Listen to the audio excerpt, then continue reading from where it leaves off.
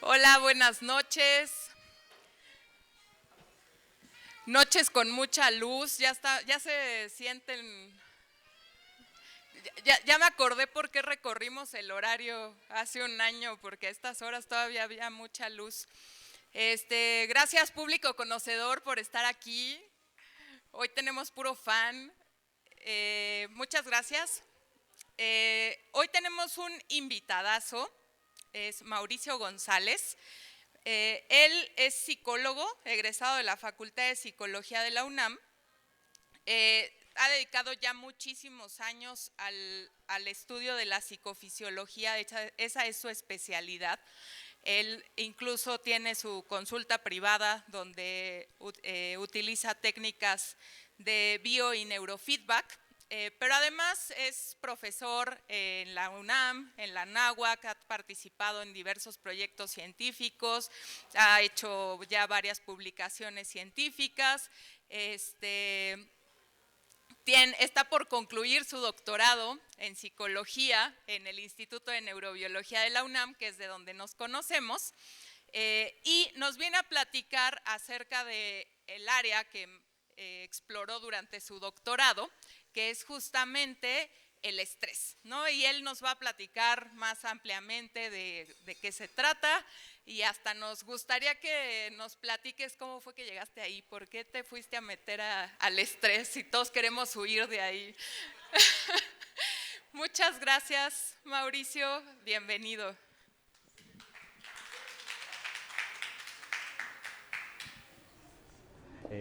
Bueno, pues muchas gracias. Bueno, primero que nada, gracias por la invitación.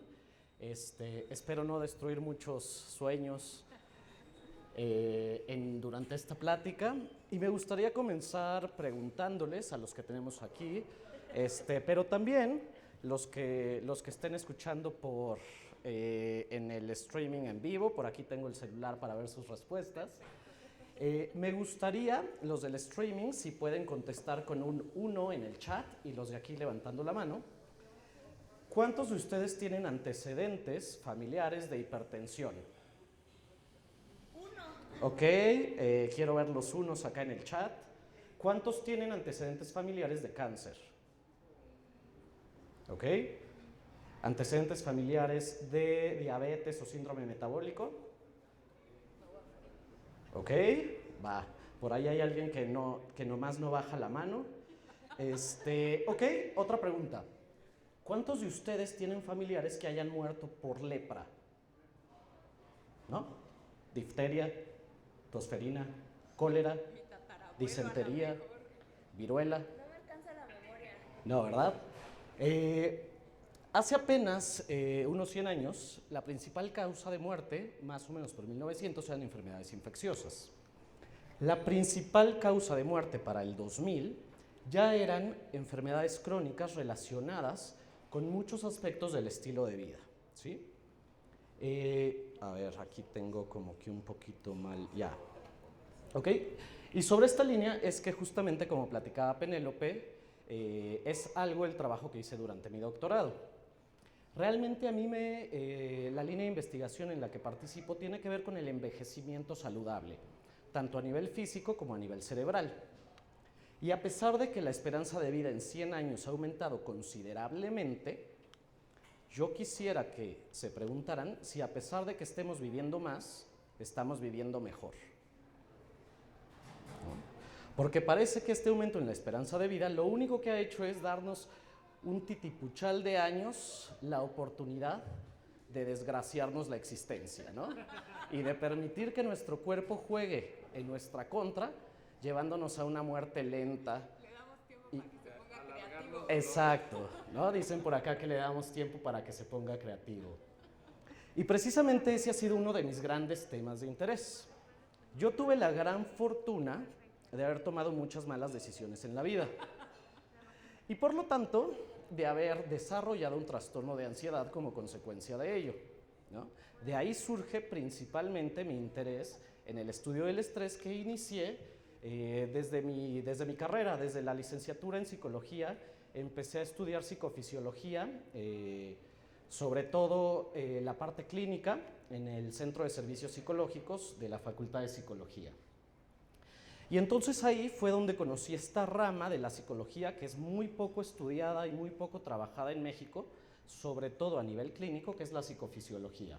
Actualmente, pues bueno, trabajo en el laboratorio de psicofisiología del Instituto de Neurobiología y entonces he podido pues profundizar en muchos aspectos relacionados sobre cómo aspectos psicológicos pueden impactar sobre el funcionamiento de nuestro cuerpo.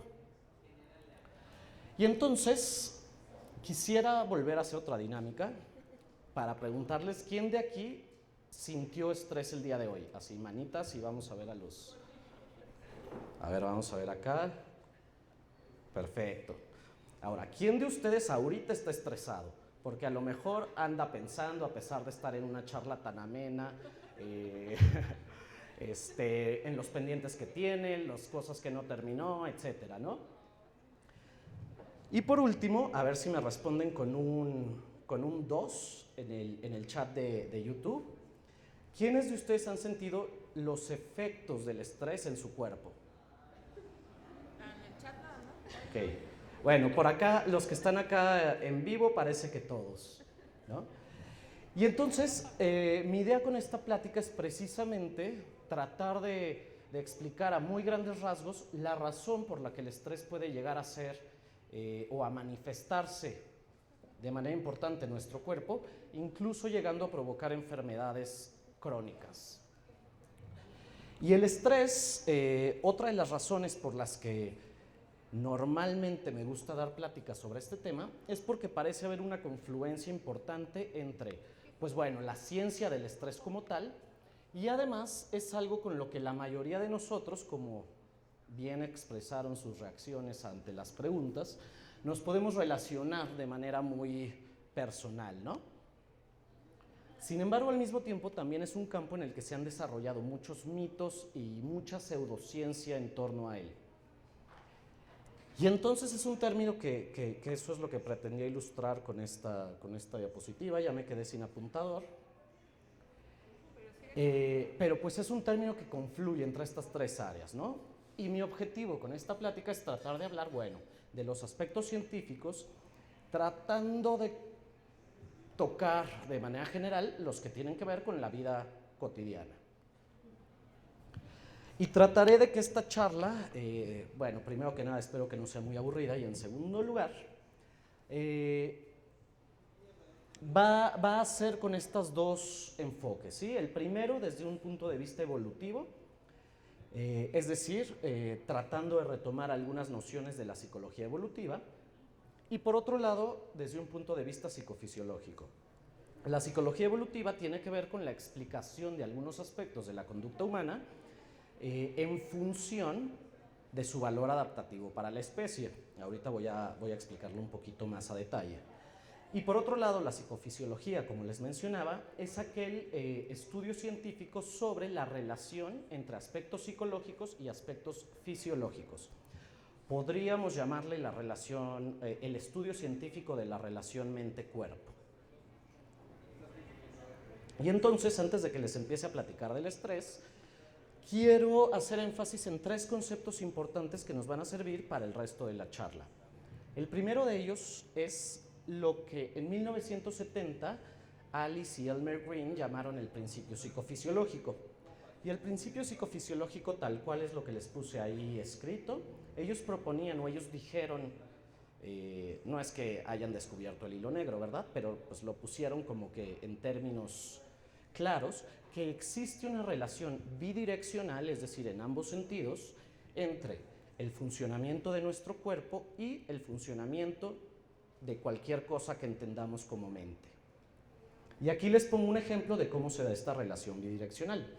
Y les puse el ejemplo de las emociones, ¿sí? Aquí les puse el ejemplo de estos personajitos de una película de Disney muy famosa, que además está basada en una de las teorías de las emociones como con más popularidad. Y es que, bueno, ciertas emociones producen la activación diferencial de músculos en la cara, llevando a la expresión de diferentes emociones. Pero también la actividad de los músculos de la cara puede influir sobre el estado emocional de las personas. Y hay estudios interesantes que se realizan en personas a las que les inyectaron Botox. Creo que todos ubican el Botox, ¿no? Es como una toxina muy utilizada en medicina estética para disminuir líneas de expresión, etc. Y lo que hace el Botox, o la toxina botulínica, es que bloquea los receptores de acetilcolina. La acetilcolina es un neurotransmisor fundamental para elicitar la contracción muscular. Y entonces, a esta gente que le inyectan Botox, pues obviamente tiene dificultad o imposibilidad de activar ciertos músculos de la cara. Y se observó que las personas, en este caso de manera experimental, que les inyectaban Botox, presentaban una disminución subjetiva de la experiencia emocional. Entonces, este es solo uno de muchos ejemplos que además iremos revisando en adelante de cómo ambos factores, tanto fisiológicos como psicológicos, se afectan mutuamente. Ahora, un segundo concepto que aquí yo sé que hay biólogos, entonces si por ahí la riego en algo, yo sé que van a corregirme sin miramientos. El concepto del que quiero hablar es el concepto de adaptación, ¿sí? Desde un punto de vista biológico. Y entonces las adaptaciones son aquellas características que posee cierta especie que fueron heredadas, es decir, que fueron transmitidas de sus progenitores y que se han mantenido presentes en cierta especie porque o por medio de la selección natural. Esto es, en algún punto, o más bien a lo largo del desarrollo filogenético o la historia evolutiva de esta especie, pues han presentado una ventaja en términos de supervivencia y por lo tanto de su éxito reproductivo. Entonces, si una característica hace que tenga más éxito reproductivo, pues por estos mecanismos de selección natural se mantendrán. Y el último, sí. A mí me gustaría que nos ayudes a entender más claramente la diferencia entre la adaptación evolutiva y la adaptación instantánea, pues que no quede como la confusión entre que sudo porque hace calor o la adaptación evolutiva. ¿Sí me explico? Ok, me preguntan aquí o me piden que aclare la diferencia entre una adaptación evolutiva y una adaptación instantánea. Y me parece un término que ciertamente es importante aclarar, porque lo que yo mencioné ahorita tiene que ver con algo, con características que se han mantenido a lo largo del desarrollo filogenético o la historia evolutiva de una especie. Sin embargo, como veremos, el concepto de adaptación también hace referencia a conductas, ya sea motoras, pensamientos o reacciones fisiológicas que el cuerpo o que un individuo realiza con el fin de maximizar el desempeño ante una necesidad específica. ¿Sí? Esto puede ser adaptarse a un ambiente completamente hostil, como el de un jefe loco por ahí, o adaptarse a un ambiente muy relajado y por lo tanto cambios instantáneos que se necesitan para pues que el desempeño en ese contexto particular sea exitoso. Ahora, el tercer concepto del que quiero hablar es el concepto de homeostasis. Y el concepto de homeostasis, si nos remontamos a, o sea, yo sé que todos aquí pasamos por la secundaria, pero muchas veces hay que refrescarlo. El concepto de homeostasis se refiere a un equilibrio dinámico que un ser vivo tiene con el medio que lo rodea. ¿Sí? Es ¿cómo le llamamos? Este balance entre el medio externo y el medio interno de algún organismo que le permite funcionar de manera adecuada. Y aquí en los dibujitos o en las fotos que les pongo, realmente les pongo ejemplos de muchos tipos diferentes de organismos, desde organismos unicelulares, plantas, hongos, animales, puesto que la homeostasis es un concepto que hace sentido o que es relevante en todos los niveles de los seres vivos, ¿no? Y entonces, si hablamos de los seres humanos, de los animales en general, pues nosotros no somos organismos unicelulares, somos organismos multicelulares que además tenemos tejidos, que además estos tejidos forman sistemas, y entonces nuestro organismo está conformado de tal forma que todos los sistemas, de nuestro cuerpo van a participar en el mantenimiento de la homeostasis. Pero a su vez, todos los sistemas de nuestro cuerpo están conformados por células. Y estas células necesitan homeostasis o un ambiente homeostático adecuado para poder funcionar completamente. Por eso aquí como el diagramita circular, ¿no? Y hay muchos factores en el cuerpo humano que están regulados de manera homeostática, entre ellos la temperatura corporal, el pH de nuestra sangre, la concentración de diferentes gases y electrolitos en la sangre, en fin, asimismo también los productos de desecho. Y esto va a ser un concepto muy importante porque va a ser con el que vamos a iniciar hablando del estrés. Para entender la psicofisiología del estrés, o tratar de dar una definición, realmente los científicos no tenemos como una definición muy precisa de estrés, cada quien entiende lo que quiere, y si nos extendemos a la ciencia popular o al lenguaje cotidiano, pues bueno, entonces nos encontramos con 1500 acepciones más, ¿no? Pero podemos pensar en el origen del término. Es un término que se empezó a utilizar más o menos en el siglo XIV, ya de manera como más cotidiana en el siglo XVII, y originalmente se utilizó en el campo como de la ingeniería, del uso de materiales, etcétera, para denotar una fuerza que, si se le aplica a un objeto, puede potencialmente deformarlo, ¿no? Como un metal, si le aplicamos ciertas fuerzas, pues se puede deformar, ¿no? Y habrá cierta intensidad de fuerzas que provoquen o un punto crítico en el cual éste se empiece a deformar, ¿no? Ya en el campo de la fisiología, el primero en utilizarlo fue Walter Cannon, y se refirió a él como una perturbación de la homeostasis que puede potencialmente constituir una amenaza y por lo tanto inducir la movilización de todos nuestros recursos corporales con el fin de hacer frente a esta amenaza potencial. A pesar de que esta definición sea de 1939, a mí me parece la más útil, sobre todo al momento de explicar los mecanismos psicofisiológicos del estrés.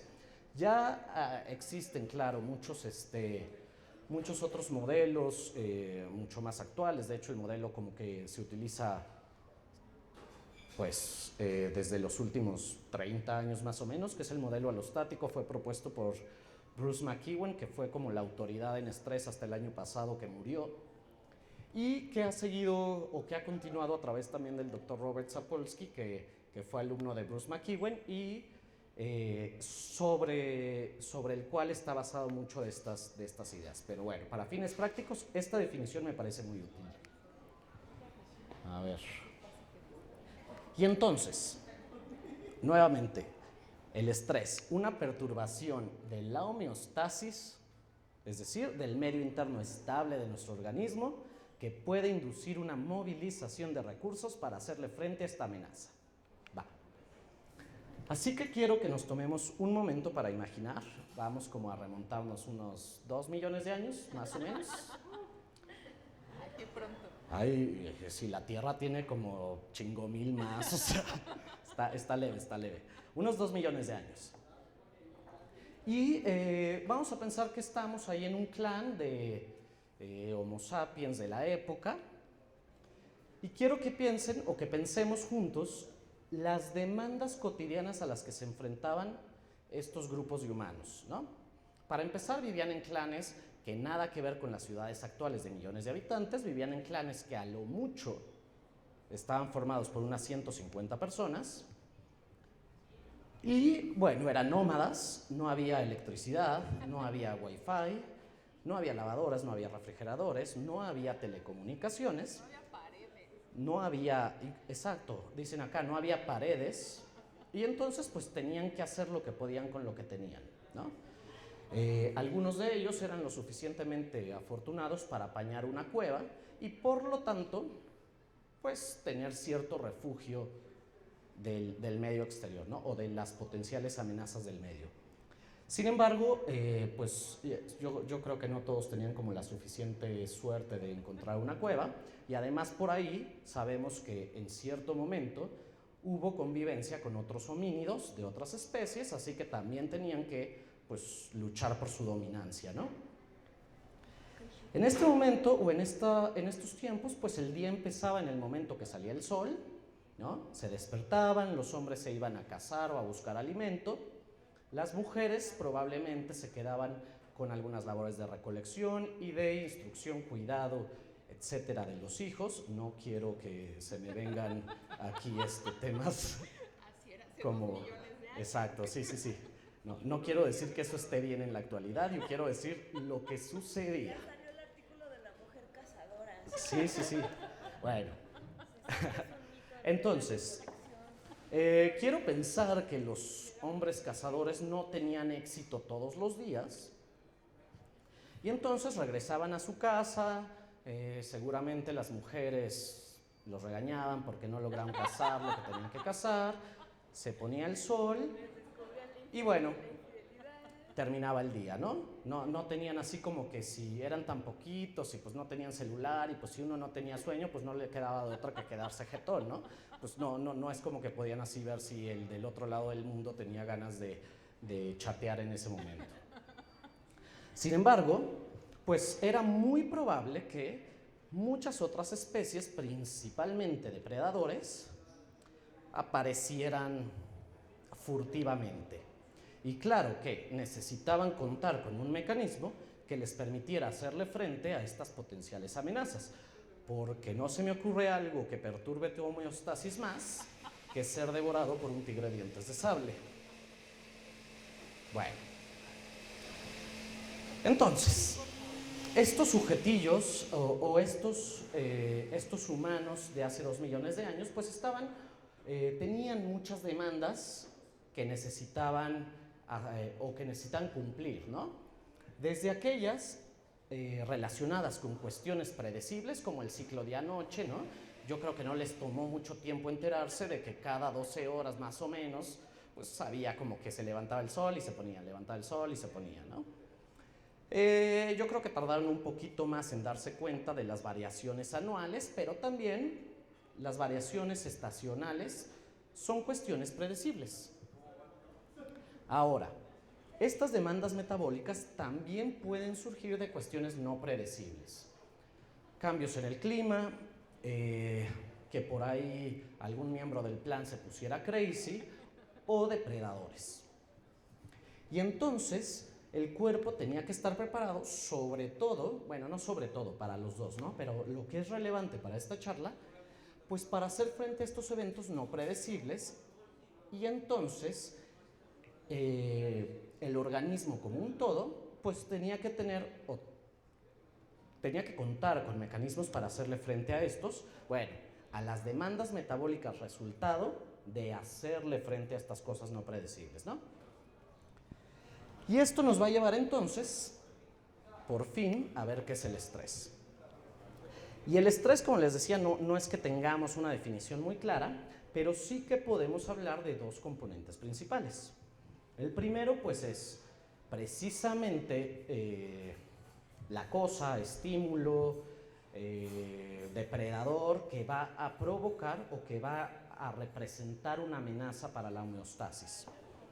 Y en segundo lugar, todo lo que hace el cuerpo para hacerle frente a esta amenaza. Entonces podemos pensar en, por un lado, un agente estresor y por otro lado, en la respuesta de estrés, ¿sí?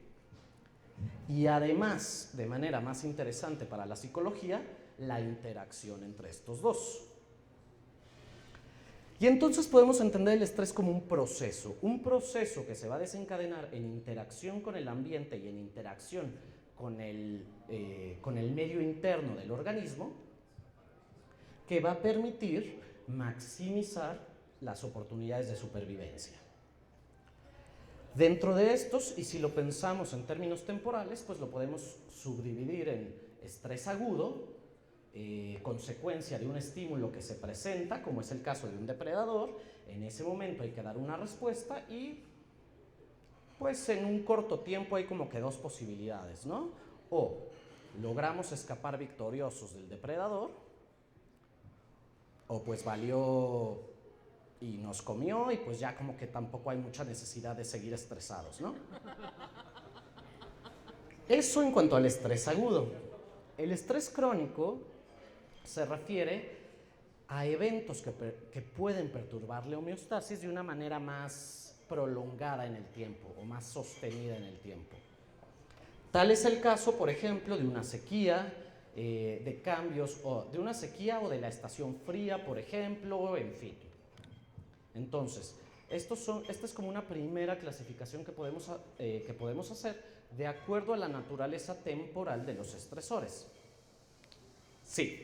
Una pregunta rapidísima, o sea, a lo mejor lo vas a platicar después, pero nos situamos 2 millones de años al pasado, pero ¿qué pasa si nos vamos remontando un poco más hacia atrás? Es decir, todos estos eventos estresores existen en homínidos, pero también existieron seguramente protomamíferos del Mesozoico y antes en peces que vivieron en el Paleozoico, o incluso, por ejemplo, en plantas. O sea, yo también pensaría como que existe estrés en plantas.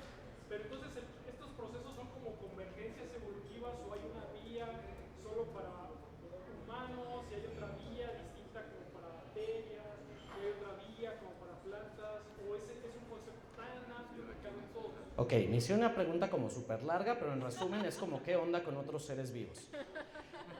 Sí. La respuesta de estrés va a existir a todos los niveles de la escala o de los seres vivos, ¿no? Ahora, la respuesta de estrés como la estamos empezando a revisar ahorita, es decir, ahorita ya la voy a poner como en términos más conductuales, sí que la encontramos y de manera muy similar en todos los vertebrados, ¿no? Así que es una respuesta filogenéticamente muy antigua, ¿no? Si la manera en la que no es que nosotros viajemos en el tiempo y vayamos a ver hace 400 millones de años quién tenía estrés y quién no, pero nosotros podemos darnos una idea de eso por medio de la ciencia comparada, es decir, o de la biología comparada, viendo en otro tipo de especies, entre reptiles, anfibios, aves, peces, insectos, en donde encontramos ciertas similitudes. Y en todos los vertebrados encontramos esta respuesta, la que estamos exponiendo ahorita, y además no solo la misma respuesta, sino que hormonas, neurotransmisores y sustancias prácticamente idénticas que dan lugar a ella. Entonces es una respuesta evolutivamente muy vieja. Ya la que den otros seres vivos también presentan sus propias reacciones de estrés, que van a depender también de la naturaleza de ellos, ¿no? La respuesta de estrés de las plantas, existe todo el campo de la etología botánica que está interesante, no puede ser la misma que la de los animales simplemente por las diferencias que hay entre estos dos tipos de reinos, ¿no? Pero el caso es que sí es bien vieja. Entonces, bueno, estamos en que vamos a considerar el estrés como un proceso y ahora me voy a enfocar ya en la respuesta de estrés. Ya hablamos de que hay estresores, ¿sí? Y la respuesta de estrés tiene que ver con todo lo que hacemos para hacerle frente a estos estresores. Y hay algunas cosas que hay que considerar de esta respuesta de estrés. La primera es adaptativa. Ya lo dije, es algo que permite la supervivencia, ¿no? Está chido tener una respuesta de estrés. Además, quienes daban una respuesta de estrés pues mejor, pues eran los que lograban escapar de los depredadores. Segundo, es multidimensional. En seres complejos como los animales, particularmente los vertebrados, que estamos constituidos por un chorro de sistemas que trabajan en conjunto, esta respuesta involucra a todos estos sistemas trabajando en conjunto. Por lo tanto, es una respuesta multidimensional. 3. Existen procesos de aprendizaje, es decir, como animales vertebrados que somos los humanos, tenemos la capacidad de aprender y por lo tanto poder dar esta respuesta de estrés en anticipación a algo. Esto también es adaptativo. Si seguimos hace 2 millones de años, yo sigo hace 2 millones de años. Y estos procesos de aprendizaje son susceptibles a contingencias tanto clásicas o pavlovianas, como los perritos que salivaban de Pavlov, como también a contingencias operantes, como las ratitas que aprenden a apretar una palanca para que les traiga alimento. Un cuarto, sí es el cuarto punto, es que precisamente en los vertebrados implica principalmente la activación del sistema muscular para dar una respuesta ya sea de lucha o de agresión o de huida, es decir, una evitación activa de algún estímulo potencialmente peligroso. Existen otras respuestas de estrés. La respuesta de lucha o huida no es la única, pero dado que es la más común, no solo común ante cierto tipo de estresores, sino además más comúnmente estudiada, más comúnmente entendida y más compartida entre varios, ¿cómo se llaman esto? Sí, especies, pero órdenes, familias, géneros, filums, lo que sea. Es de la que voy a hablar, ¿sí? Existe también una respuesta pasiva de estrés, ¿no? Como la respuesta de congelamiento, o incluso el de como las zarigüeyas, ¿no? De play dead. Y existen otras maneras de responder. Sin embargo, me voy a enfocar en esta respuesta de lucha o de huida. Y entonces, ya que estamos hablando de la respuesta de lucha o de huida, ya hablamos de que es una respuesta multidimensional que involucra a todos los sistemas de nuestro organismo, pues estos 11 sistemas que constituyen nuestro organismo tienen que trabajar de manera conjunta para maximizar las probabilidades de supervivencia. Y generalmente me voy sistema por sistema, pero con el fin de hacer esto más didáctico, voy a resumir como los 7 procesos fundamentales que componen esta respuesta de estrés. ¿Los puedes nombrar nada más? Es que sí quiero saber. Los 11 sistemas del organismo. Ok, sistema digestivo, sistema muscular, sistema integumentario, que se refiere a la piel, el cabello, las uñas. Sistema linfático e inmune. Sistema endocrino, sistema nervioso, sistema esquelético, sistema reproductor, sistema respiratorio, sistema urinario o renal y sistema circulatorio. De nada.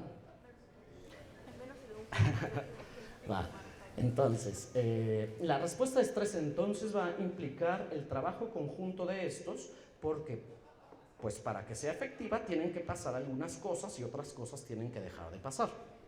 Si nosotros, primero que nada, lo que tenemos que hacer es luchar o huir, bueno, obviamente el sistema muscular va a ser como que el centro de todo esto, ¿no? Y entonces tiene que haber una movilización de la energía que permita que el sistema muscular no se quede sin combustible, ¿no? Esto implica un aumento de la frecuencia respiratoria.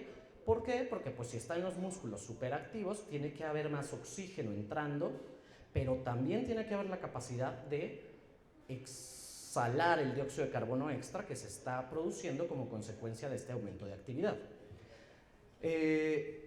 Ciertas hormonas van a favorecer que el cuerpo se ponga en un estado catabólico, es decir, de gasto de energía, y por lo tanto todos los procesos anabólicos se van a suspender. El anabolismo son aquellos procesos de almacenamiento de energía.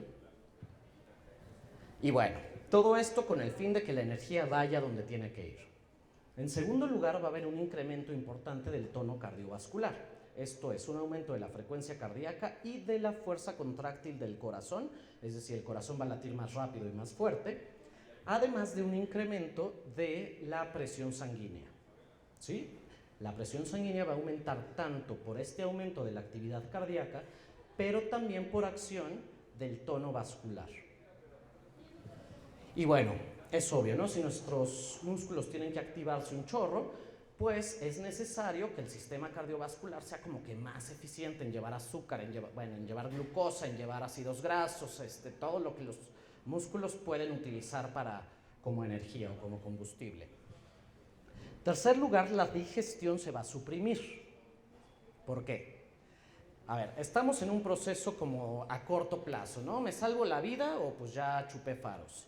Entonces, la digestión no es algo necesario en ese momento. El cuerpo quiere usar las reservas de energía que tiene rapidísimos, ¿no? El tejido adiposo, las reservas de glucógeno en el hígado y en los músculos, pero realmente no es como que momento de pararse por un snack, ¿no? Es como que, a ver, ya, mañana como. Si tengo que huir ahorita, pues como mañana, ¿no? Entonces el sistema digestivo, que además utiliza un chorro de energía, se tiene que parar. Porque si no va a morir, ¿para qué gasto? Claro, si no voy a morir, ¿para qué? En cuarto lugar, se va a suprimir el crecimiento. Es decir, no solo el crecimiento, sino los procesos anabólicos en general, pero particularmente el crecimiento, ¿no? Nuevamente, estamos en un mood a corto plazo, ¿no? Ya todo lo que sea a largo plazo, como crecer, como esas cosas, ya vendrá un mejor momento, ¿no? Es como mañana. Reproducción, lo mismo, ¿no? O sea, si tengo que huir de un depredador, no le voy a decir, a ver, espérate tantito en lo que me ligo a esta chava, ¿no? Va a haber, en términos inmunes, un incremento de la inmunidad innata. Hay dos tipos de inmunidad, la inmunidad innata y la inmunidad adquirida. La inmunidad adquirida tiene que ver con, por ejemplo, cuando nos da varicela y entonces nuestro sistema inmune aprende a reconocerlo y por eso no nos vuelve a dar, ¿no? Es como el sistema inmune aprendiendo. La inmunidad innata consiste de todos aquellos procesos que de forma innata, natural, desde que nacemos tenemos, para hacer frente a potenciales heridas, a potenciales agentes infecciosos, sin ser muy específico, pero que de primera instancia funcionan muy bien. Y el mecanismo de inmunidad innata por excelencia es la inflamación. Así que mecanismos como la inflamación se van a ver incrementados.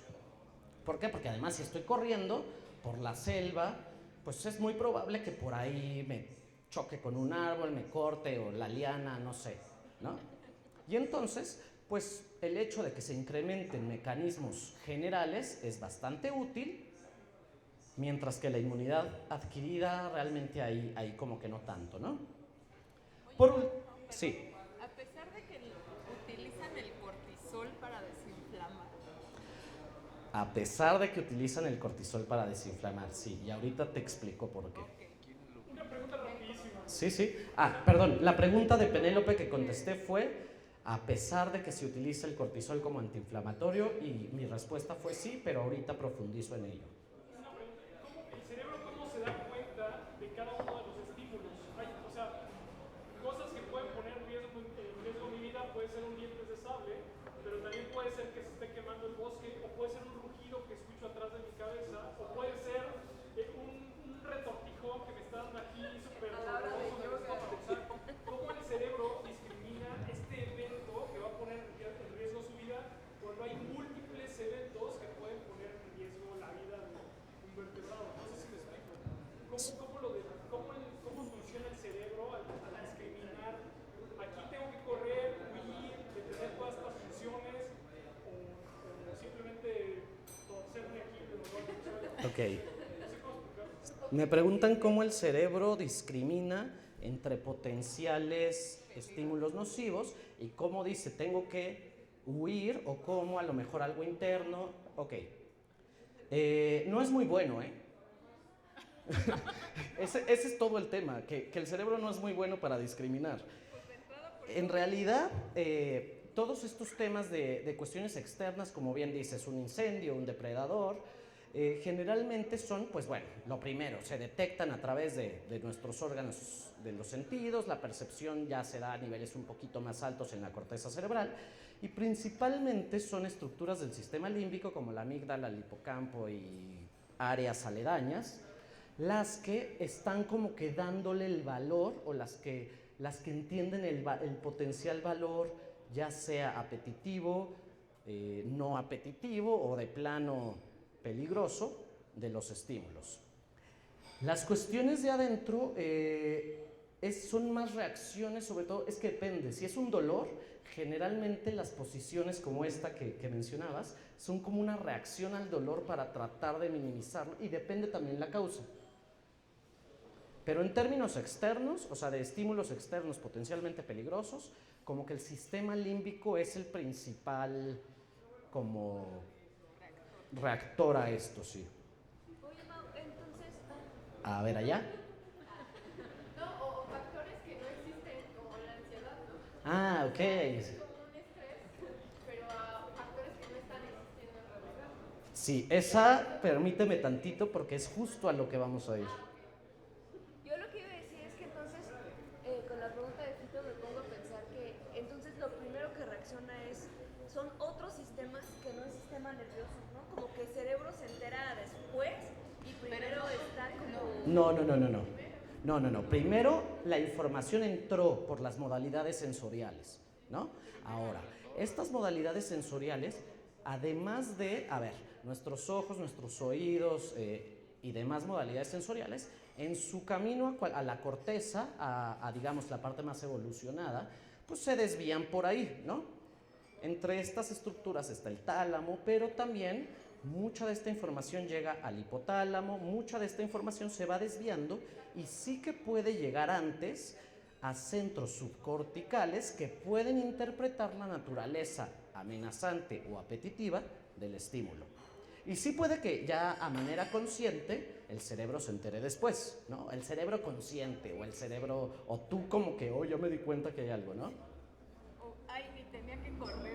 Exacto, sí. Sí, no es como que tú tienes que pensar en, a ver, aguántame tigre, voy a incrementar mi frecuencia cardíaca, voy a, ¿no? Allá me... Entonces se me ocurrió como ejemplo de que, o sea, primero el cuerpo es el que va a reaccionar, pero ya después racionalizas. Por ejemplo, yo te puedo gritar, Fito, te amo. Y eso no es una amenaza. Pero igual, eso, o sea, tú no me viste. ¿Lucharías o Tú no me viste, igual es como, si te aviento, no sé, traigo 1 kilo de oro, a lo mejor está bien chido y te lo aviento, pero en ese momento igual tú vas a reaccionar mal, o sea, tú vas a reaccionar mal. Ya después racionalizas, me aventaron oro, es una broma. No, o incluso estas reacciones como de bloquear, por ejemplo, taparte la cara si te avientan algo, o sea, no lo pensaste, Sí, ¿no? eso te iba a decir que no, a veces ni siquiera tiene que llegar al límbico, ¿no? Sino que hay veces que a nivel medular reacciona. Exacto. Incluso hay bueno, no. La información visual nunca pasa por la No, médula. pero si hay reflejos que no Ok, llegan al sí. cerebro. Sí. Por ejemplo, los reflejos de dolor, de retirar tu mano de una fuente dolorosa, ni siquiera llega la información al cerebro. Esa orden se da desde la médula espinal. Entonces estamos jugando manitas calientes, así quitar las manos. No, eso sí es cerebro porque tú te estás guiando por la vista. Pero, o sea, y decir cerebro más bien es un poco impreciso, ¿no? Llega al encéfalo, porque el cerebro en realidad son los hemisferios cerebrales como tal. Bueno, ¿algo más? Va. Entonces en el cerebro también la respuesta de estrés va a cumplir una función importante que tiene que ver con poder agudizar nuestros procesos cognitivos, ¿no? Es decir, si yo estoy corriendo despavoridamente de un tigre de dientes de sable, pues tengo que estar atento, o sea, si estoy jetón, pues no puedo correr mucho, ¿no? Si estoy como que distraído, así que procesos como la atención, la memoria es importante, ¿no? Yo me tengo que acordar por dónde es la salida de mi laberinto de jungla en la que viva, ¿no? Recuerdan que estamos hace 12 millones de años. Te fuiste más lejos. Estos son estas 7 respuestas de estrés, más bien estos 7 componentes fundamentales de la respuesta de estrés que van a permitir pues maximizar las probabilidades de supervivencia, favoreciendo que la respuesta de lucha-huida se dé de la manera más exitosa posible. Y tenemos, para coordinar todos estos sistemas, tenemos 2 principales vías, no son las únicas, pero 2 principales vías a través de las cuales se va a dar esto, ¿sí? Realmente, una vez que esto que platicábamos, ¿no? Que ya el sistema límbico detectó algún tipo o alguna potencial amenaza, le dio el carácter de peligroso y mucha información también se fue desviando por ahí a otros lados, realmente el hipotálamo, que es una estructura que está más o menos, no tengo láser, pero bueno, como en la base del cerebro, va a ser el que va como a iniciar esta orden, ¿no? El hipotálamo es como esta área del cerebro que controla todos los procesos viscerales o muchos de los procesos viscerales del cuerpo. Y entonces, en cuestión de milisegundos, el hipotálamo va a mandar una primera orden a través del locus ceruleus. El locus ceruleus es un grupo de neuronas que tenemos en el tallo cerebral y son neuronas que liberan noradrenalina, ¿sí? Entonces, a través del locus ceruleus, un primer componente o un primer actor de la respuesta de estrés va a ser el sistema nervioso simpático. Y el sistema nervioso simpático es como el activador de nuestro cuerpo, ¿no? Dentro de los nervios que inervan a todo nuestro organismo tenemos dos tipos que pertenecen al sistema nervioso autónomo. Se llama autónomo porque pues es como que trabaja por él mismo, ¿no? Es como se encarga de estas respuestas automáticas que nosotros no estamos conscientemente tratando de llevar a cabo, ¿no? Yo no estoy como que, a ver, corazón late, late, late, late, ¿no? Entonces el sistema nervioso autónomo se encarga de todo esto, el control de la digestión, o sea, inerva prácticamente todo el cuerpo. Tenemos dos ramas de este sistema y estas dos ramas quiero hacer una analogía como con un coche de carreras. Pensando que nuestro cuerpo es un coche de carreras, ¿no? Es necesario para que un coche de carreras tenga éxito en la pista que funcionen todos sus sistemas de manera adecuada. Yo quiero preguntarles, ¿cuántos de ustedes se subirían a un coche que de antemano saben que no tiene frenos? ¿Nadie? Aquí hay uno muy, pues muy Daredevil o medio Jackass, no sé cómo por dónde va el asunto. Pero sí, o sea, evidentemente no nos subiríamos a un coche que de antemano sabemos que no tiene frenos, ¿no? Y spoiler alert, la mayoría de nosotros vivimos nuestra vida sin frenos. Por otro lado, si ustedes quieren ir a una carrera, ¿no? Van a competir y les dicen, mira, aquí está tu coche, pero no tiene acelerador. Pues, ¿competirían con ese coche? No, ¿verdad? Así que tanto un sistema de aceleración como un sistema de frenos son necesarios para poder ajustar de acuerdo a las necesidades y de manera óptima la conducción y entonces salir victoriosos de la carrera. Bueno, tal como el acelerador y el freno, algo así es el sistema nervioso autónomo, ¿sí? La rama simpática sería como el acelerador, ¿no? Mientras que el sistema parasimpático sería como el freno, ¿sí? Entonces, tiene que haber un correcto funcionamiento de ambos para que funcione para que trabaje de manera adecuada. Y es precisamente el sistema nervioso simpático, es decir, el acelerador, el que va a ser el responsable de esta respuesta de estrés. Esto se va a dar, esta señal simpática se va a dar en cuestión de milisegundos. Ahora, va a haber una respuesta un poquito más lenta que se va a dar a través de unas glándulas que tenemos arriba de los riñones, que se llaman glándulas suprarrenales o glándulas adrenales, que van a liberar más adrenalina y más noradrenalina para como que hacerle ahí respaldar al sistema nervioso simpático, ¿no? Esta es una respuesta más en el grado ya de minutos. Y tenemos otro sistema que va a ser un poco más lento, que tiene que ver, es un sistema hormonal o un sistema endocrino, ¿sí? Que también se inicia o cuya acción también inicia en el hipotálamo. Y es lo que se llama el eje hipotálamo hipofisiario adrenal o hipotálamo pituitario adrenal. Y consiste en la liberación de hormonas catabólicas que se llaman glucocorticoides. Los glucocorticoides se secretan en las glándulas suprarrenales también y van a viajar por el torrente sanguíneo favoreciendo procesos catabólicos. En los humanos, el glucocorticoide más abundante es el cortisol, aunque también se secretan otros glucocorticoides como la cortisona y otros más. El cortisol se secreta por medio de las glándulas suprarrenales al torrente sanguíneo como consecuencia de la secreción de una hormona que se secreta en la glándula pituitaria. Antes se conocía como glándula maestra, ahora como que ya no se le quiere seguir conociendo así porque, porque no es tan preciso. Pero la pituitaria o la hipófisis va a secretar una hormona que se llama hormona adenocorticotrópica. Entonces, cuando la pituitaria secreta hormona adenocorticotrópica, los nombres no son tan importantes, con que se aprendan el cortisol está chido. Esto va a ser como consecuencia de la liberación de otra hormona en el hipotálamo que se llama hormona liberadora de corticotropinas. Y esta hormona liberadora de corticotropinas, además de favorecer en última instancia la liberación de cortisol, también va a tener efectos sobre el cerebro, ¿sí?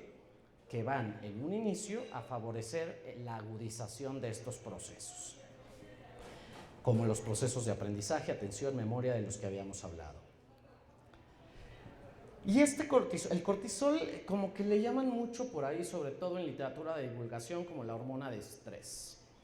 A mí no me gusta nadita llamarle la hormona de estrés porque no es la hormona de estrés. Es una hormona que se secreta ante el estrés, pero es una hormona que cumple muchas otras funciones, ¿no? Y entonces cada que se encuentra en algo así como el neurotransmisor de la felicidad, o la hormona del placer, o probablemente no sea un texto tan serio, ¿no? Porque realmente una sola hormona, una sola sustancia, neurotransmisor, citosina o área cerebral, no es que cumplan una sola función, ¿no? Pero bueno, habiendo hecho mi cápsula de hate, el cortisol es un esteroide, es una hormona esteroidea. Los esteroides son hormonas que se sintetizan a partir del colesterol. Además de los glucocorticoides, hay otros esteroides, por ejemplo, las hormonas sexuales como la testosterona, la progesterona y los estrógenos. Es una hormona esencial para la salud, y no solo para la salud, sino para la vida. Existe una condición que se llama enfermedad de Addison, en la cual las personas, por alguna de varias razones, no secretan cortisol y literal pueden caer muertos en cualquier momento. Entonces es una hormona esencial para la vida. Es una hormona que sigue un ritmo circadiano, es decir, sus niveles fluctúan a lo largo del día. Generalmente nosotros tenemos un pico de liberación de cortisol más o menos a la media hora de haber despertado, y a partir de aquí va disminuyendo, durante la noche los niveles son muy bajos y nuevamente al siguiente día, cuando despertamos, vuelve a haber un pico, ¿no? Y entonces andamos como así, entonces tiene un ciclo circadiano.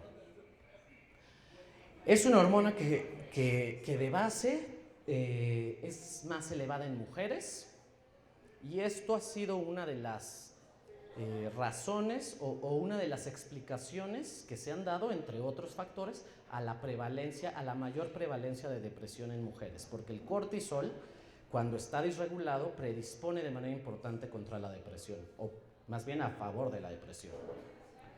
Juega un papel importantísimo en la cognición, particularmente en procesos de aprendizaje, y tiene un papel en la inflamación. El cortisol es una hormona antiinflamatoria. Y muchas personas, a lo mejor de los que están aquí o de los que nos escuchan, estarán familiarizados con esto, puesto que los corticoides son empleados de manera muy habitual, más habitual de lo que a algunos nos gustaría que fuera, como antiinflamatorios. Además, bueno, ya hablé que predispone a depresión, pero también puede tener un papel importante en trastornos de ansiedad. Tiene un papel muy importante en el trastorno por estrés postraumático. Ya decíamos que favorece procesos de memoria. Bueno, en el trastorno por estrés postraumático favorece de manera muy poco chida procesos de memoria, ¿no? Cuando la gente puede revivir, tener flashbacks del episodio traumático. El hecho de que tenga un papel en la inflamación tiene sentido si hablamos de la respuesta de estrés normalita que sirve adaptativa, ¿no? Porque si de inicio el sistema favoreció procesos inflamatorios, el cortisol favorece una antiinflamación, ¿sí? Es decir, para que esta respuesta no esté sostenida a largo plazo, porque el cortisol, a diferencia del sistema simpático, empieza a liberarse más o menos media hora después, o empieza a aumentar su concentración como media hora después del evento estresante. Y entonces, pues si está tan chido el estrés y nos permite sobrevivir, ¿por qué nos enferma? ¿No? Y mucho tiene que ver con lo que preguntaban por acá, que es, hasta ahorita hemos hablado de la respuesta de estrés ante amenazas físicas que tienen un punto de inicio y más o menos rápido terminan, ¿no?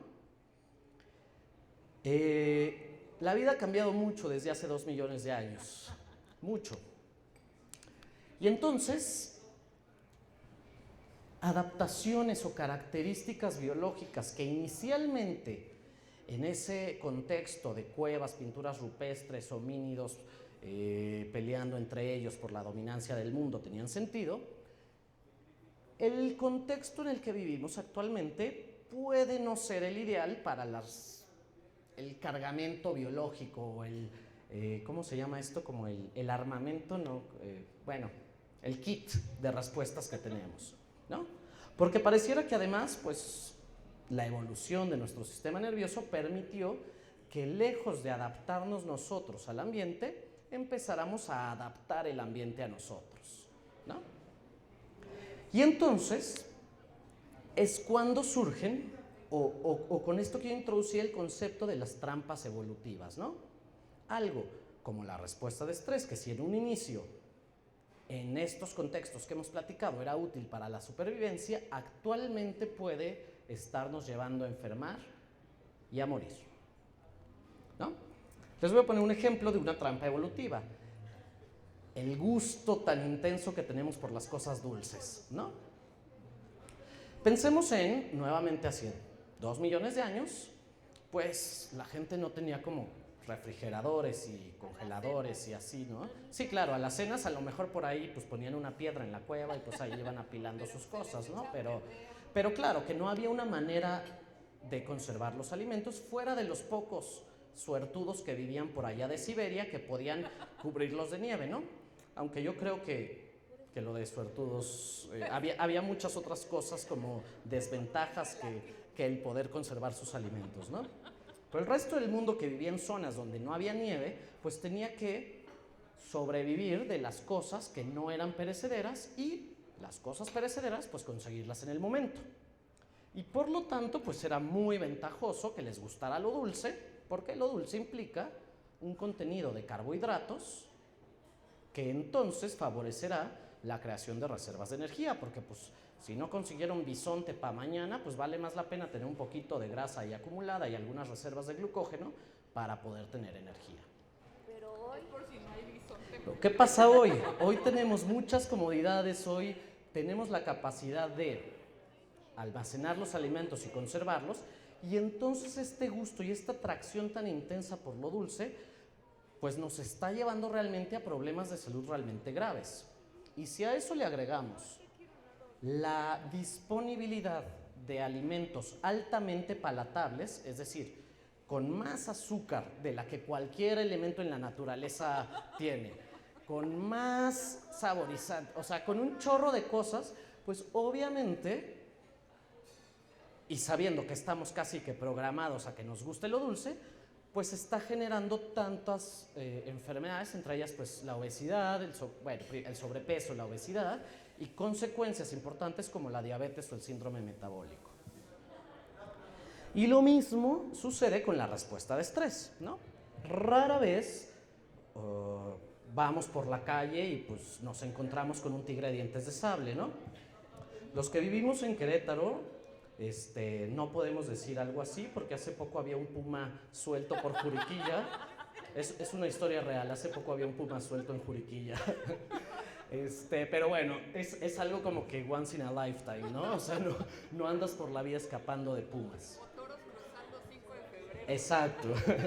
Pero hay muchos factores que no implican una amenaza inminente para nuestra supervivencia, ¿no? Nuestros estresores de hoy en día pues son a lo mejor lidiar con la esposa malhumorada o el esposo malhumorado, preocuparte por la crianza de los hijos como pareja en conjunto, cada quien dividiendo sus obligaciones, ya estamos en épocas actuales, ir a trabajar, aguantar al jefe insoportable, pensar en todo lo que tienes que hacer para el día de mañana, en fin, ¿no? Parece que lo que nos estresa actualmente no tiene que ver con que tengamos que luchar o huir. Ujú. Sin embargo, sí que hay muchas cosas que de manera crónica están pues poniendo como que en desequilibrio nuestra homeostasis, ¿no? Los que nos escuchan de la Ciudad de México pues tendrán muy presente esto, ¿no? El smog en el que viven, el tráfico, el ruido, son cuestiones que de manera cotidiana están llevando al cuerpo lejos de un nivel homeostático. Ahora, si no dormimos, si no nos alimentamos correctamente, fumamos, tomamos, no hacemos ejercicio, todo esto son cosas que van llevándonos a un estado crónico bastante alejado de la homeostasis. Y nuestro cuerpo no sabe eso, ¿no? Ya decía que cómo el cerebro sabe, me preguntaban, ¿cómo el cerebro sabe discriminar entre una amenaza y shalala? No, no sabe. Realmente es muy malo para eso, ¿no? Y entonces, además de este estrés crónico que de por sí ya tenemos, pues tenemos estresores agudos que se están montando sobre estreses crónicos o sobre estresores crónicos, ¿no? Y el cuerpo va a reaccionar a estos estresores agudos, por ejemplo, el jefe, se me fue algún sustituto, el jefe jodón, y nuestro cuerpo va a dar una respuesta de estrés como si tuviera que huir de un tigre, sin que estemos activando nuestro cuerpo. Y si nuestro cuerpo está dando una respuesta de estrés como para que corras, pero tú estás aplastado en tu silla del trabajo, y esto se da de manera constante, es entonces cuando puede empezar a llevarnos a enfermar. Y todo tiene que ver con el estilo de vida que llevamos actualmente y el ambiente en el que estamos inmersos. Ya estos estresores se les conoce como estresores agudos sobre crónico, ¿no? Porque es como que ya tenemos estresores crónicos de base y además están los de todos los días. Bueno, ¿a qué empieza o en qué áreas influye el estrés? Pues en aspectos de atención y memoria, que si bien el estrés agudo moderado puede favorecerlos, un sobreestrés va a empezar a generar problemas en cualquier sentido, que pueden ir desde un aumento muy importante de la atención a aspectos que no deberían, es decir, una hipervigilancia, o ya la formación de memorias que no queremos, como mencionaba en el caso del estrés postraumático, o para el otro lado, dificultad para aprender, dificultad para atender, etc. Va a tener consecuencias importantes en el estado físico y por lo tanto en el desempeño físico de las personas. Va a tener efectos importantes también en la capacidad de afrontar. Las personas, a medida que caen en sobreestrés, suelen pasar de estilos de afrontamiento más o menos adaptativos a estilos de afrontamiento mucho menos adaptativos, desde la evitación de situaciones hasta el consumo de sustancias como una manera de compensar esta respuesta de estrés. El alcohol es un ejemplo muy claro. Oye, ¿los problemas de TDAH tienen algo que ver con niveles de estrés? Me preguntan si los problemas de TDAH tienen algo que ver con niveles de estrés. Mira, el TDAH sobre todo desde el inicio está considerado como un problema del neurodesarrollo, Okay. ¿sí? Que puede ser un factor estresante en sí mismo y por lo tanto puede caer como en este círculo vicioso de irse empeorando, de causar más estrés y así, pero no de origen.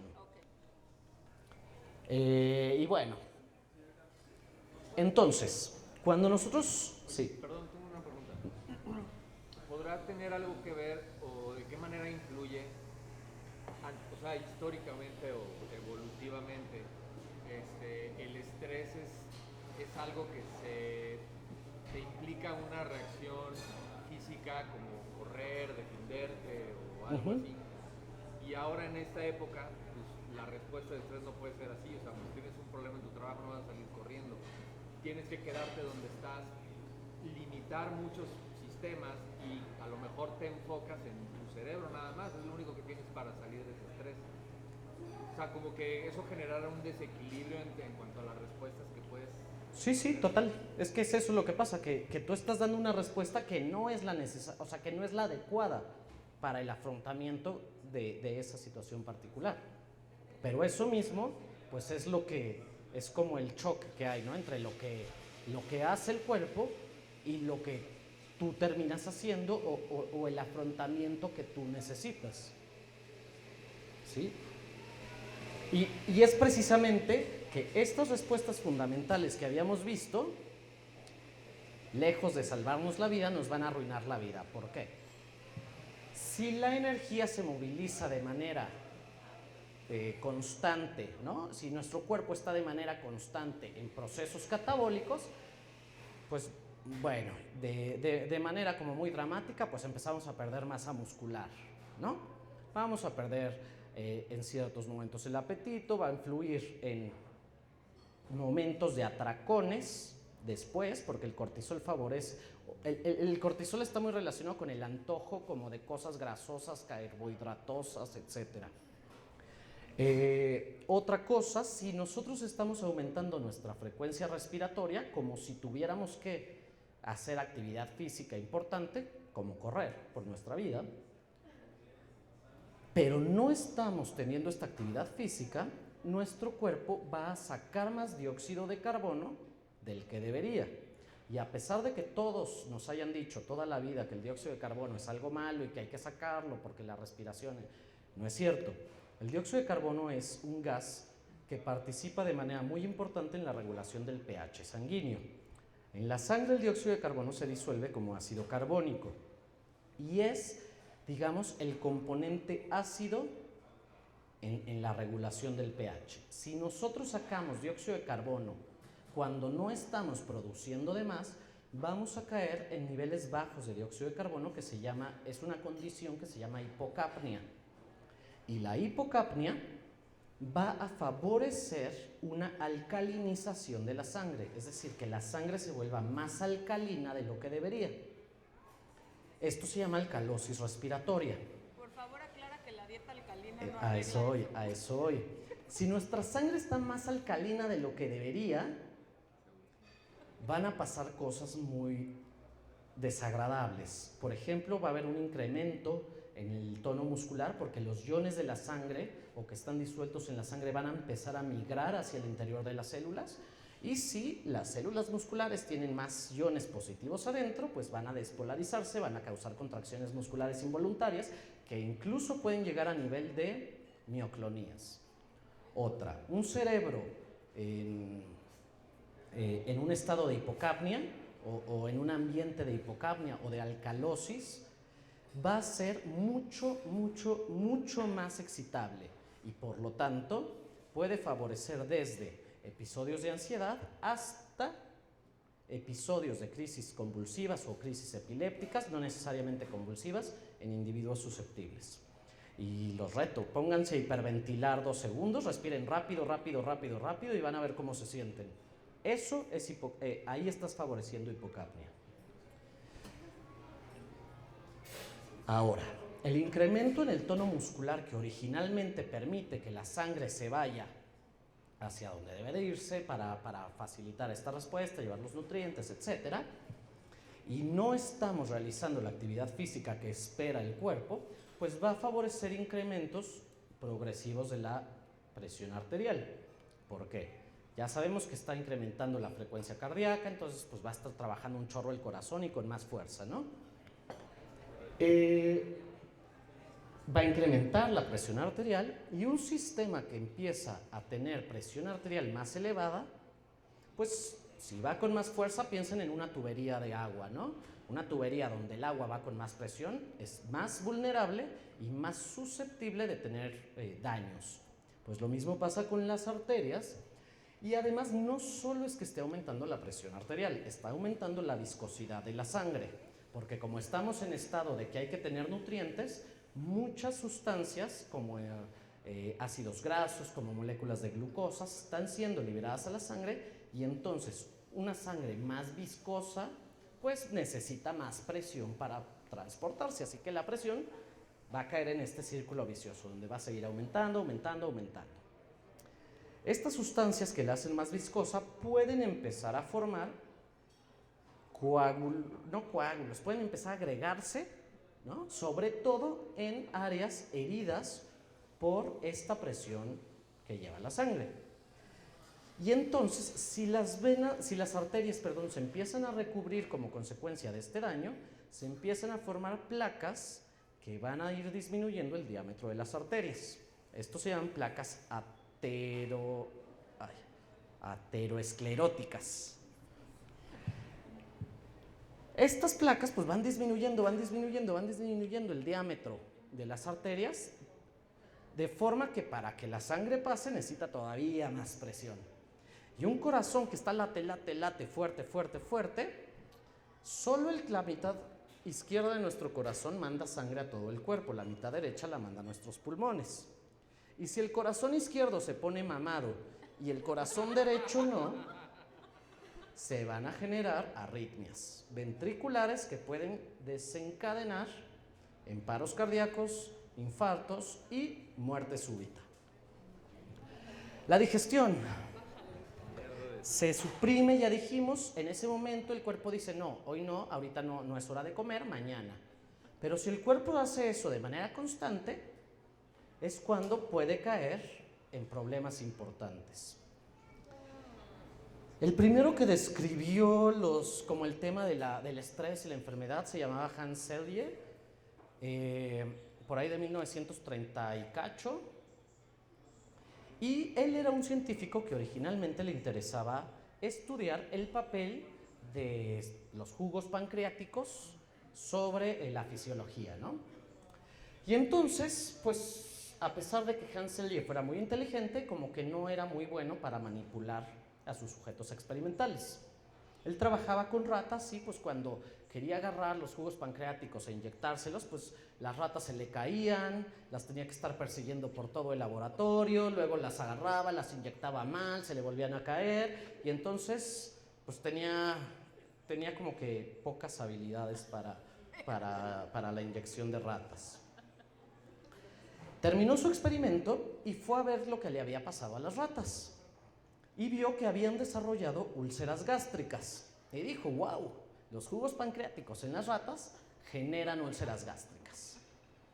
Pero como buen científico tenía un grupo control al que le inyectó un placebo o una solución salina sin ningún efecto. Y se dio cuenta que esas ratas también tenían o también habían desarrollado úlceras gástricas. Y lejos de haberse deprimido y haber dejado la ciencia, se le ocurrió que probablemente esto tuviera que ver con su poca habilidad para manipularlas. Y entonces condujo experimentos más controlados y claramente con alguien que podía manipularlas mejor y vio que efectivamente las úlceras gástricas estaban relacionadas con estos estresores. Claro que después, ya que las quiso estresar, fue un poquito más agresivo todavía, las puso en jaulas con pipí de gato para que estuvieran estresadísimas y sintieran que se las iban a comer y luego las ponía en frío intenso, pero bueno, eso se hace por la ciencia. Esto sucede porque precisamente durante la respuesta de estrés, se suprime la digestión y entre ello pues todo el movimiento peristáltico y además también la secreción de la capa mucosa que protege al estómago del ácido que secreta.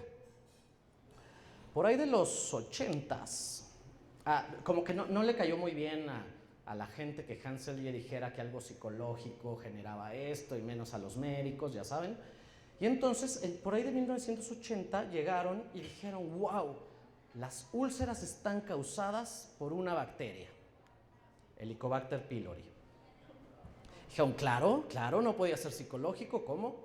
Ya encontramos una bacteria que causa las úlceras. Pues resulta que el 80% de las personas que desarrollan úlceras gástricas efectivamente tienen la bacteria Helicobacter pylori. Pero no es la misma proporción entre las personas que tienen la bacteria y desarrollan úlceras. Y entonces se empezó a entender, en este caso al estrés, en el caso de la digestión, en el caso de la hipertensión es causante. En el caso de las úlceras, sobre todo, del papel o de la interacción entre un agente patógeno externo, pero también del efecto del estrés en el cuerpo, porque si estamos en en un estado en el que está crónicamente como que mermado este sistema o esta secreción de jugos gástricos y de la mucosa que protege al estómago, pues obviamente la bacteria va a tener más chance. Y luego si además vamos y le metemos helado, papas y pan, pues la bacteria tiene más alimento para reproducirse y desarrollarse. El crecimiento, si bien también de manera aguda es útil que ahorita no se use energía para crecer, de manera crónica puede derivar en lo que se llama enanismo por estrés. Y el enanismo por estrés no es el mismo enanismo, es decir, como este que tiene causas genéticas, sino que primero pensaban como que, bueno, sí puede existir, pero es un caso, es como que 1 en 1.000.000, ¿no? Y no, realmente después se dieron cuenta que poblaciones que estaban o que eran expuestas a estreses muy importantes a una edad muy temprana, sobre todo considerando culturas que tienen ritos de iniciación o ritos de pasaje muy traumáticos, veían que eran en promedio 2 centímetros más bajos que el resto de las culturas que no tenían Y este fue un estudio en muchas culturas distintas alrededor del mundo y es algo importante. Supresión de la reproducción, también las mujeres no van a estar ovulando si tienen que estar corriendo de un tigre, pero si la respuesta se mantiene puede haber alteraciones importantes en el ciclo de la ovulación y en el ciclo menstrual. Llegando a niveles tan intensos puede ser que se detenga la menstruación. En el caso de los hombres sucede algo curioso, ¿no? Para que un hombre tenga relaciones sexuales de manera exitosa tienen que pasar 2 cosas. Lo primero es que tiene que haber una activación parasimpática, ¿no? El sistema parasimpático es el que favorece o el que desencadena una erección. Si tenemos un sistema simpático como consecuencia del estrés de manera activa, pues puede derivar en problemas de dificultad de erección. Ahora, supongamos que el hombre estresado logró la erección. Bueno, de manera normal, ya que se activó el sistema parasimpático para tener una erección y entonces poder iniciar actividad sexual, pues obviamente cuando se tiene que hacer lo que se tiene que hacer, pues uno va aumentando su actividad física, se va acelerando el corazón, va teniendo más y más actividad y tiene que haber un switch hacia el sistema simpático que provoque la eyaculación. Si el hombre logró una erección a pesar de estar estresado, pero a lo mejor está pensando en no perderla o simplemente con ciertos niveles de estrés y el switch simpático viene antes del tiempo que él quisiera, pues va entonces a tener problemas de eyaculación precoz. Estos son ejemplos de cómo en términos de reproductivos pueden presentarse problemas tanto en hombres como en mujeres y en ambos una pérdida de la libido importante. Por último, habíamos dicho que el estrés agudo de inicio aumentaba la respuesta inmune, sobre todo procesos inflamatorios innatos. Bueno, el estrés crónico, como ya dije, por acción del cortisol, va a favorecer todo lo contrario, una supresión de la inmunidad. ¿Sí? Una pregunta rapidísima, ahorita se me ocurrió, considerando 2 escenarios, imagínate unos soldados dentro de la guerra, en las trincheras, Ajá. y por otro lado imagínate el holocausto y unos chavos ahí judíos dentro de un campo de concentración. Ok. No lo había pensado, pero ¿crees que no sintieran líbido? O sea, ¿crees que el estrés era tan grande en esas situaciones que no estaban en las noches, cuando estaban solos, pensando... Bueno, me atrevería a decir que en promedio la mayoría no. O sea, no tuviera como que pensamientos o deseos sexuales. Claro que hay ya hay diferencias individuales también en lo que constituye un estresor para alguien, para otro, pero yo quisiera, o sea, te digo, me atrevería a decir que en promedio la mayoría no.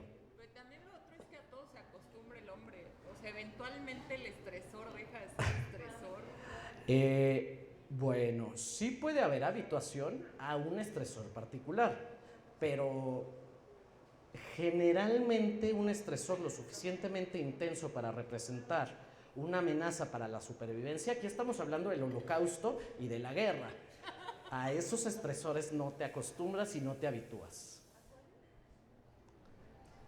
Por último, bueno, supresión de la inmunidad, entonces, pues obviamente agentes infecciosos van a tener pues menos lucha contra la cual estar, ¿no? O alguien con VIH y que ahorita actualmente ya no es el caso o ya no es tan común que alguien desarrolle síndrome de inmunodeficiencia adquirida, pero imagínense cuando la efectividad de los antirretrovirales no era tanta, el mismo, o sea, de por sí ya el virus ataca como temas inmunes y luego el estrés que implica la enfermedad en sí, obviamente tenía pues impacto importante. En el tema de los procesos cognitivos ya hemos hablado de cómo puede afectar. Y ahora todos sabemos que el estrés es un factor súper importante en el desarrollo del cáncer, ¿no?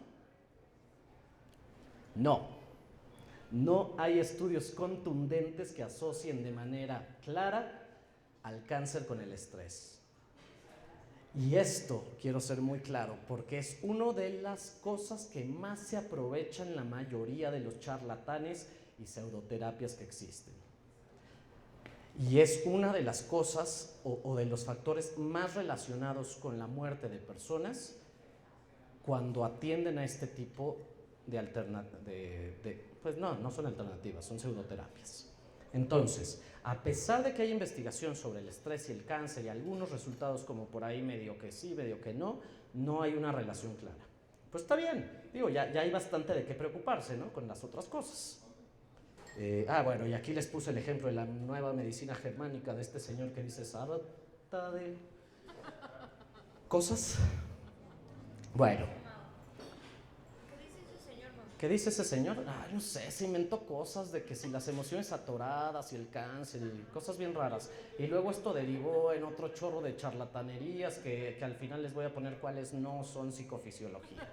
Bueno, me voy rápido porque creo que ya no tengo la menor idea de qué hora sea, pero sí. Va. Entonces, quiero decir, si el estrés influye de manera importante sobre nuestra salud, en general y de muchas maneras, quisiera llamar la atención sobre cuándo las personas empezamos a buscar ayuda, porque en el continuo salud-enfermedad van pasando muchas cosas antes de que realmente desarrollemos un problema importante. Y como no todos los que estamos estresados desarrollamos hipertensión y caemos muertos, una de las ramas de la investigación se ha centrado en qué puede hacer las cosas peor.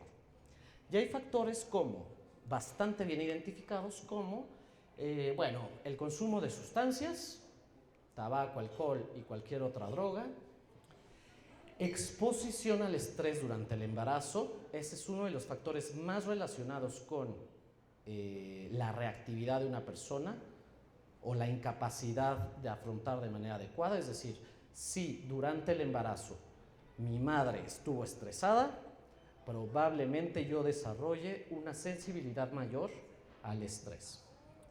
Y diferencias individuales en términos de personalidad, en términos de estilos de afrontamiento, también algunas características de los estresores van a ser importantes, particularmente lo que se conoce como personalidad tipo A.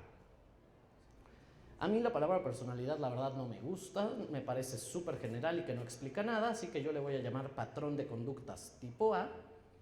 Y es un patrón de conductas que fue identificado por estos señores, Friedman y Rosenman, más o menos por los 50 y cachos. Y es que ellos dijeron, algo está pasando, o sea, hay como que un patrón de conductas o de personalidad en la mayoría de los pacientes de los cardiólogos, sobre todo en los que llegan a tener infartos.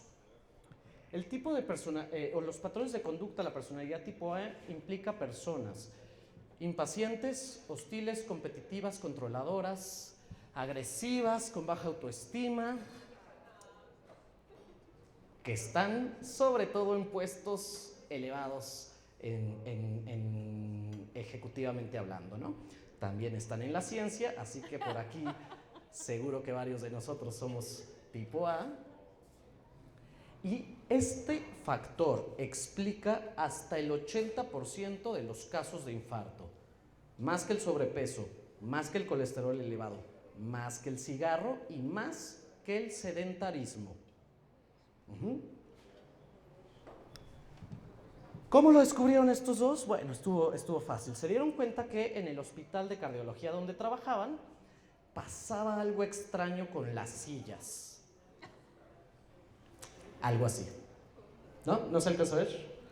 Todas las sillas están desgastadas, sobre todo de las sillas de las salas de espera, de los descansabrazos y de la parte frontal. Entonces la gente andaba así como que impaciente, moviéndose, y eso los llevó a ver como qué pudiera estar pasando, ¿no?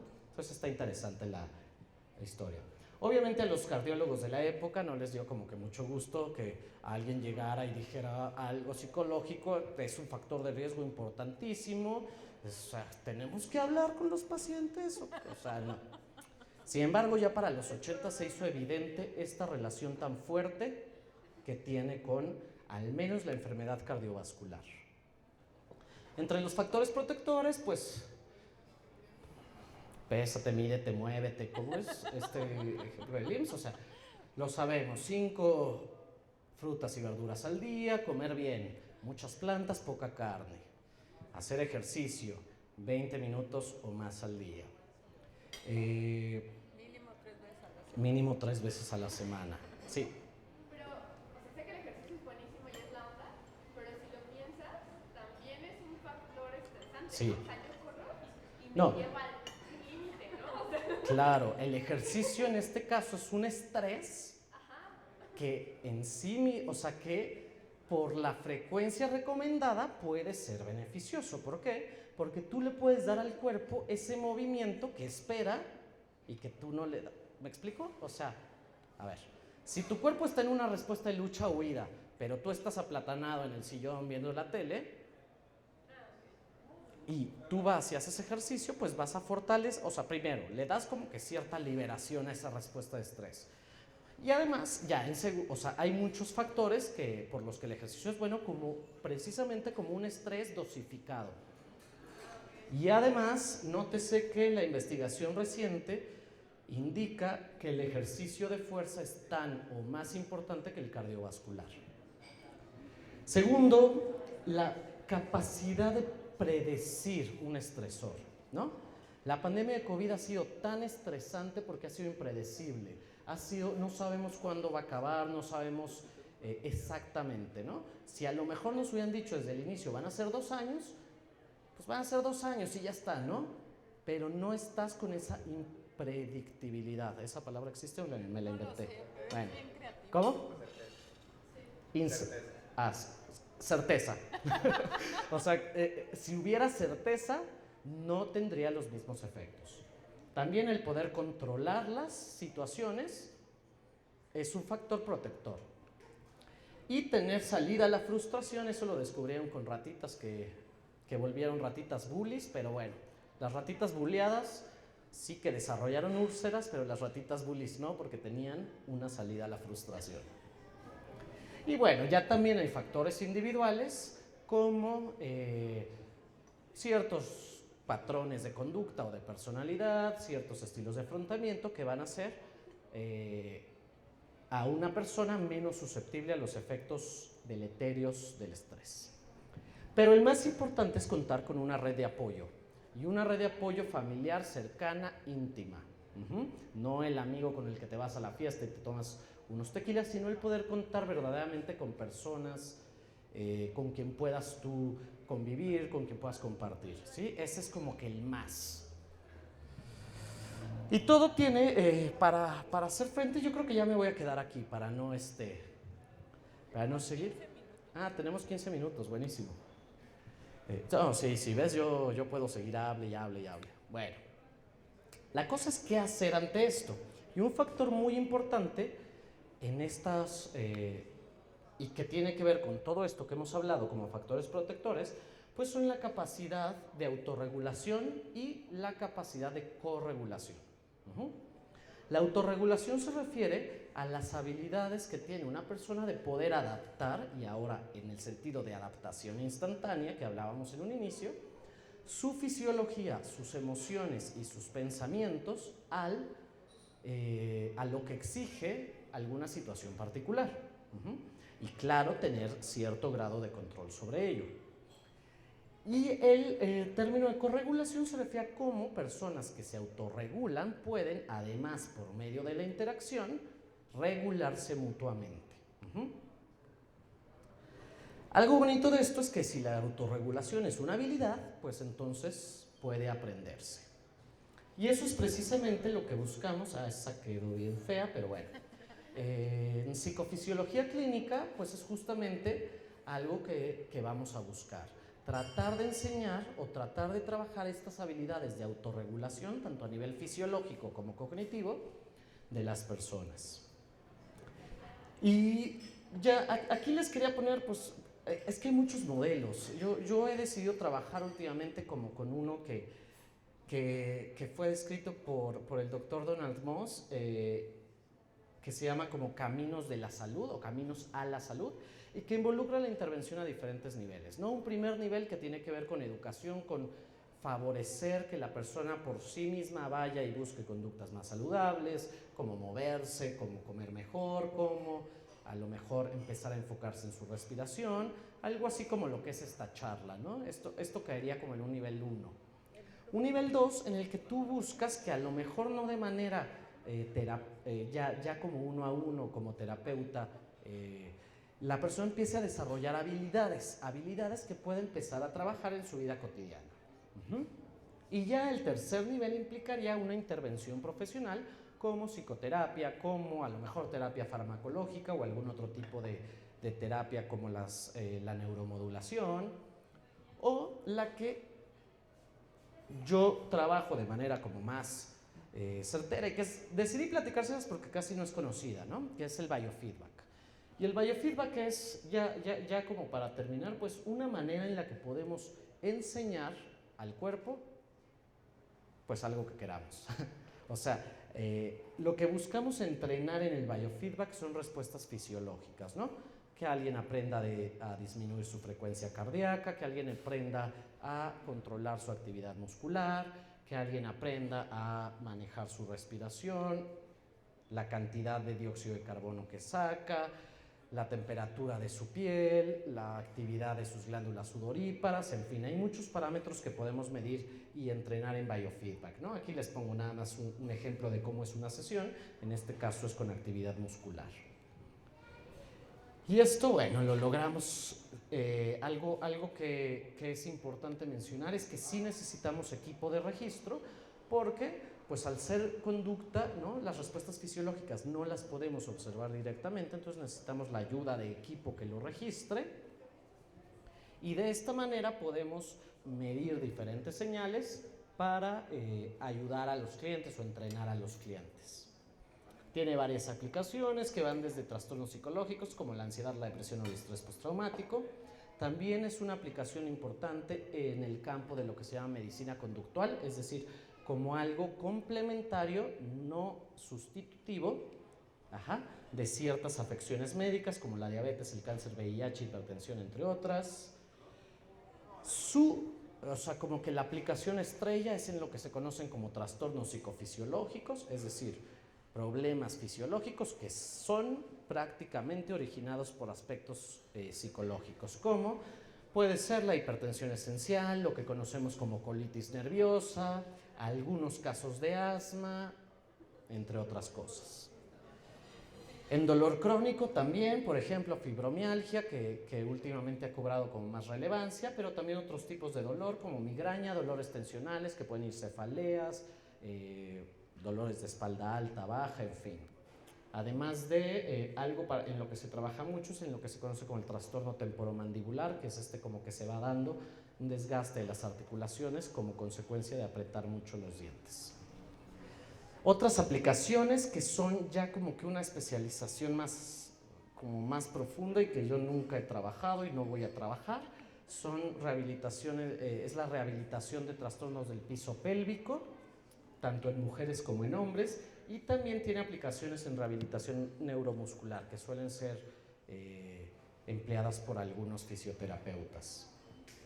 En el caso de poblaciones no clínicas, se puede utilizar para el desempeño óptimo, es decir, el manejo o el aprendizaje, entrenamiento de ciertas señales o respuestas fisiológicas con el fin de mejorar o discriminar entre estados para tener un desempeño óptimo. Por ejemplo, a nivel ejecutivo, a nivel deportivo o a nivel artístico. Y por último, bueno, ya que les di una introducción pues bastante general, pero espero no tan chafa de lo que es la psicofisiología, quisiera terminar diciéndoles lo que no es psicofisiología. Porque hay muchos campos por ahí que son charlatanería, no basados absolutamente en nada en ciencia y que pues a lo mejor se aprovechan de esta conexión que efectivamente existe entre factores psicológicos y fisiológicos, pero dando explicaciones no científicas, ¿no? Y además cobrando harto, y además no solo cobrando harto, sino que buscando sustituir tratamiento médico adecuado. Entre ellas está la psicoterapia psicocorporal, no tiene ni pies ni cabeza. La programación neurolingüística no tiene ni pies ni cabeza. Pero las más peligrosas de todos son la biodescodificación y la bioneuroemoción. Son lo mismo, uno con un autor francés, otro con un autor español, cada uno le puso su nombre, registró la marca y se puso a decir sarta de sandeces, ¿no? ¿Por qué no? ¿Y qué es lo peligroso en esto? Sobre todo hablan del cáncer o de las implicaciones emocionales sobre el cáncer. Yo no quiero decir que la rama de la psico-oncología bien hecha, es decir, el acompañamiento psicológico durante el cáncer, sea charlatanería. Lo que sí es charlatanería es la explicación que dan estos y además instando, ¿cómo se dice? Como que, o convenciendo a la gente de no tomar el tratamiento médico adecuado. Sí, sabemos que las quimioterapias son espantosas, son agresivas, es lo que hay, ¿no? Pero todos estos son responsables por la muerte de personas que no toman un tratamiento médico adecuado a tiempo. Y esto, bueno, pues no es psicofisiología científica de verdad. Por último, si tienen alguna pregunta, con mucho gusto, queja, comentario o sugerencia, les dejo mi información de contacto. Si a alguien le interesa, como que en el tema de lo que estuvimos hablando hoy, escribí como este pequeño ebook que se los paso sin ningún problema, nomás escríbanme y pídanmelo. Y pues no sé si tengan algo que comentar, ya este último me lo eché como que un poquito acelerado, pero no quería tampoco pasarme muchísimo de tiempo. Gracias.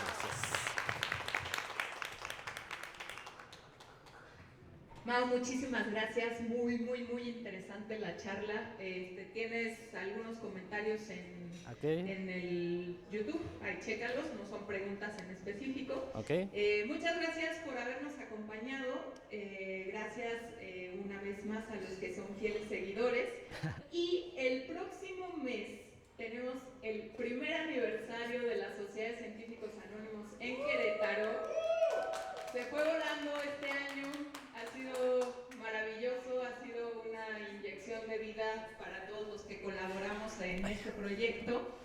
Y tenemos preparada una sorpresa, tenemos un evento especial, vamos a tener 4 invitadazos platicando entre ellos, vamos a hacer una mesa redonda que en realidad va a ser rectangular, pero van a hablarnos sobre la selección sexual tanto en especies en general, curiosidades de la selección sexual en muchas especies, pero vamos a profundizar un poco más en la selección sexual en humanos, es decir, cómo es que los humanos elegimos pareja. Lo vamos a ver obviamente desde el punto de vista de hace 2 millones de años, igual que Mau, pero también vamos a platicar acerca de las implicaciones modernas en este proceso. Uno de nuestros invitados es Fito, así que acá nos vemos el próximo mes. Muchísimas gracias.